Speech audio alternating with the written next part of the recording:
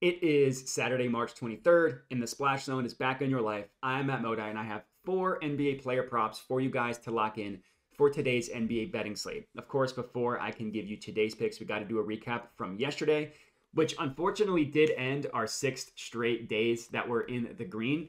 It wasn't a horrible day overall. My mainline plays went 3 and 3, down 0.26 units, and I also did lose my only ladder play as well, down a half unit on ladder plays. It was kind of a rough day. We lost Miles Turner over 1.5 made 3-pointers. He went 1 of 5 from deep. All I asked for was 5 attempts. Unfortunately, he couldn't make 2 of them. And then we had Steph Curry over 27.5 points. He scored 25, and he went 6 of 18 from 3-point range.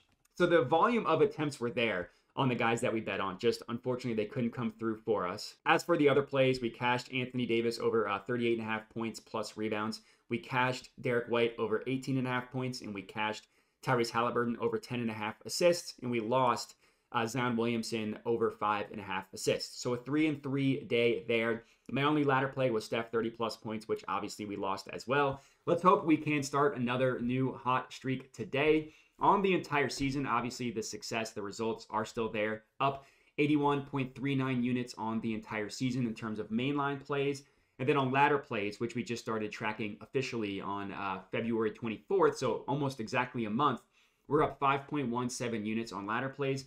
Admittedly, on a cold streak with ladders, we haven't had a lot of success there. At least the mainline plays have been good, but would love to get some ladder plays to cash. But enough of that. You're only as good as your most recent bangers. Let's hope we can have a day in the green today. If you are not already, I would appreciate it if you could like the video and then comment and subscribe. Like the video, comment, subscribe, all that good stuff. But let's get into today's bangers. Let's see if we can splash around and get wet. The first play that we're locking in here is in the Suns versus Spurs game. And I'm taking Kevin Durant over 27.5 points plus assists. This is best offered at -115 odds at Bet365. So this play is actually a massively positive expected value play via unabated. They project Kevin Durant to actually have over 21 of this stat of points plus rebounds. They project him to have over about 26.5 points. So his mainline point play of 23.5, the over is pretty good there. But they also project him to have close to 5 assists as well. So I like to combine the two together. I like both of his matchups, 4 points and assists specifically, and that's kind of why I'm combining it. I also like him to record a double-double as well. I could see him getting there either with rebounds or assists. You can get that at plus 375 odds at Bet365, and I'm putting 0.35 units on that. A lot of fives in there. But 3.035 units on double-double, plus 375 odds at Bet365 to confirm there. So starting with the points for Durant, this one is definitely scary. Durant struggled recently. He's gone under his mainline point total of 23.5 in 5 straight games. But even if you look at a 10-game sample size, which obviously does include the 5 games which he's gone under, he leads the Suns in both makes and attempts on the areas of the floor that you want to target against this Spurs defense. So again, we're looking at a 10-game sample size. But over the last 10 games, the Spurs are allowing both the third most made and attempted 2-point pull-up shots in the NBA. So pulling up from 2-point range, not from 3-point range, that's specifically what we're looking at here. And again, they're allowing the third most, both made and attempted, of those shots. And then in terms of mid-range shots, they're allowing the 4th most made on the 5th most attempts. So what we're looking at here is pull-up shots and mid-range shots in 2-point range. That's Durant, as good as he is, he's actually not as much of a 3-point flamethrower as you would expect. So looking at the last 10 games, and again, this includes his 5-game cold streak, Durant leads the entire NBA, not even the Suns, the entire NBA in 2-point pull-up attempts, and he's tied for making the 2nd most 2-point pull-up attempts as well. Only Shai Gilgeous-Alexander has made more 2-point pull-up attempts than Kevin Durant over the past 10 games. Again, we're looking at the same sample size here, the last 10 games. Durant has made and attempted the most mid-range shots in the NBA. Not even, again, on the Suns. In the entire NBA, he leads the NBA in made mid-range jumpers and attempts, even more than like DeMar DeRozan, who's the mid-range merchant. We're actually going to get into a little bit. So even as Durant has struggled recently, he's still scoring in the areas we need him to score against this Spurs defense. I wouldn't be shocked if he got to 30 points in this game. He's played the Spurs twice this year. He scored 26 and 28 points in those 2 games. So I like the points. As for assists, this is another good matchup for his assist. According to Courtside Pal, the Spurs are giving up the 4th most assists per game to Kevin Durant's playmaking style. And in games that him, Bradley Beal, and Devin Booker have played together, so the main trio, the big 3, whatever you want to call it, he's done a pretty good job with his playmaking. He's gotten to at least 5 assists in 16 of 29 games that he's played with both Beal and Booker. First game against the Spurs, he had 7 assists. He only had 1 the second game, but he scored 28 points. If either of those things happen, we are cashing this over points plus assist number for Durant. That's our first play. Next up, Celtics versus Bulls game. DeMar DeRozan over 22.5 points, -110 odds at DraftKings. I promised I would get to DeMar DeRozan, and this one's definitely going to be scary, similar to Kevin Durant. DeMar's missed this in 3 of his last 4 games, and you would guess has a tough matchup against the Celtics. But I dug into the numbers a little bit, and I actually don't think this is a matchup that's as bad as you would expect in terms of how DeMar scores. And I think because of the Celtics defense and how good it is, I think we're getting a lower price than we should on DeMar, right? Normally his over-under, what it's been for the past 10, 15 games is 24.5, 25.5, even 26.5. We're getting it all the way at 22.5. And even if you take out this 3 out of 4 game stretch, which he's gone under, he's been playing really good for like 2 months now. He scored 23 or more points in 18 of his last 30 games, 9 of his last 15, and 6 of his last 10, which again, that 6 of his last 10 does include missing it in 3 of 4 games. Now, he did play the Celtics 1 time in this stretch, and he did go under, but he's still been mostly on fire recently. And as good as the Celtics defense is, I'm not exactly scared off of the matchup because there are 2 areas of the floor where the Celtics give up a decent amount of points.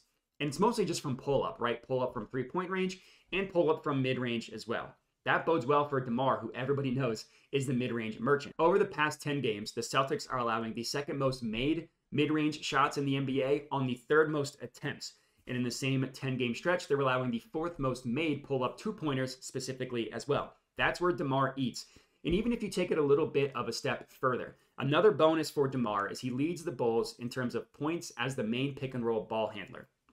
That's where he scores a lot of points, pick and rolls, and then he pulls up from mid-range. The Celtics are giving up the 6th most points per game in the entire NBA to main pick-and-roll ball handlers. So the matchup isn't as bad as you think. So I do think that we're getting some value on DeMar at such a low number. So that's why it is my second play.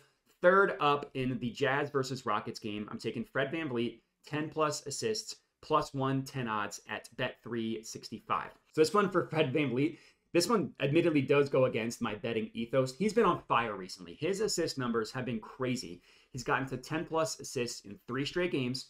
He's done it in 6 of his last 10.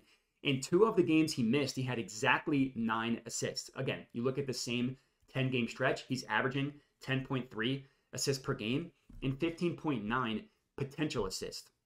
Very good numbers for someone who we need to get to 10. Twice in this 10-game stretch, he's gotten to 20 or more potential assists. Now, recently, they've been playing without Şengün. The past 5 games without Şengün. In that 5-game stretch, who obviously Şengün is going to be out for this one, if you want to look at it even deeper, Fred VanVleet is averaging 11 assists on 16.8 potential assists. Again, that's his last 5 games, which also coincides with Alperen Şengün being out. So he's been awesome as a playmaker recently, and now he gets an absolute dream matchup against the Jazz, who give up a ton of assists to point guards. We've been targeting the Jazz defense for point guard assists all year, and it's been coming through for us more often than not. On the entire season, the Jazz are tied with the Wizards in terms of allowing the most assists per game to point guards. And if you look at Courtside Pal, the Jazz are allowing the 2nd most assists per game, specifically to Fred VanVleet's playmaking style. And that makes sense. And even if you look recently, the Jazz defense, you would say, oh, it looks like they've been a little bit better at allowing point guard assists. If you dig into those numbers, that's actually more luck than anything. Last 10 games, this is what we're looking at here, 10-game sample size. DeJounte Murray had 20 potential assists and only had 9 actual assists. Ton of missed jumpers.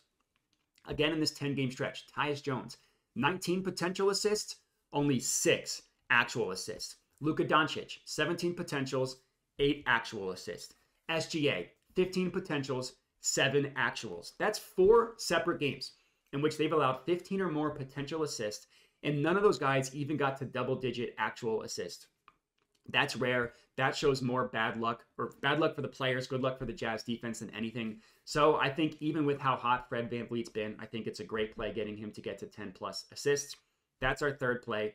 Fourth and final pick of the video, Bogdan Bogdanovic, 4+ made 3-pointers, plus 120 odds at FanDuel. So our last play of the evening, we had to go with the splash zone 3-point prop as well. I love this one. Over the past 10 games, the Hornets have been allowing literally the most catch and shoot 3-point attempts in the entire NBA. The most. And they're only allowing the third most made, but that's more because of luck than anything. So these last two plays, we're kind of looking at the luck factor here. Looking at the last 10-game stretch, the Hornets are literally allowing the highest frequency of 3-point shots be considered wide open. The NBA defines wide open as 6+ feet of space. They are literally allowing the highest frequency of these attempts be considered wide open, but teams are only shooting 38% on those wide open attempts, which is the 9th lowest in the NBA. So it's kind of similar to the Jazz assist number. If you just look at made 3-pointers against the Hornets, it doesn't look as juicy as it actually is. Again, that's more because of luck than anything. As for Bogdan Bogdanovic, last 10 games, he leads the Hawks both in made and attempted catch and shoot 3-pointers. Also, I like this matchup for him with Jalen Johnson, who is out for the Hawks. If you look at Bogdan's splits on and off, without and with Jalen Johnson, he shoots a pretty decent amount more with Jalen Johnson not on the floor. In games that he has played with Jalen Johnson, Bogdan has only made 4 or more 3-pointers in 13 of 50 games, but he's done it in 9 of 16 games without him. And I understand that's a little bit of a smaller sample size. But even if you look at games in which Johnson's played, but Bogdan has been on the floor and Johnson has not, Bogdan averages over 10.5 3-point attempts per 36 minutes with Johnson off the floor. With him on the floor, that's at about 9.6. So it's a full attempt more per 36 minutes. But I think he's going to get up even more because of the matchup. As long as this game stays moderately close, we just need Bogdan to play his normal allotment of minutes, which should be around the actual 36 number. That's what he's been averaging over the past 5. He should get up another 12+ 3-point attempts in this game. So we just got to hope that we don't get burned like we did with Miles Turner and Steph Curry last night by a guy just having a bad shooting night, because I'm pretty confident that the attempts are going to be there. And that's all we got. 4 bangers for you guys to lock in. Make sure to like the video, subscribe, comment, all that good stuff. And the last thing that I'll mention, I mention it at the end of every video, is that I do have a Dub Club. It's only $5 a month, and it gets you the same picks that you see me put out on YouTube and on Twitter, but it gets them sent directly to your phone. So you don't need to worry about turning Twitter notifications on or watching the YouTube videos. You can just get the Dub Club sent directly to you. I'm only charging $5 a month because you can get everything for free on YouTube and on Twitter. But I like to give people the option for the Dub Club as well, because some people don't have Twitter. Some people don't care or don't have time to watch the YouTube videos. Or sometimes by the time people watch the games, the odds change and they kind of get frustrated. That's why I came up with the Dub Club. Again, it's only $5 a month. I'm not trying to sell you some VIP picks package or anything crazy like that. Anything you get on Dub Club, you can get for free on YouTube and on Twitter. I just like to give people the option. Whatever you want to do is totally fine with me, and that's all we got. I appreciate everybody for watching, and have a good one.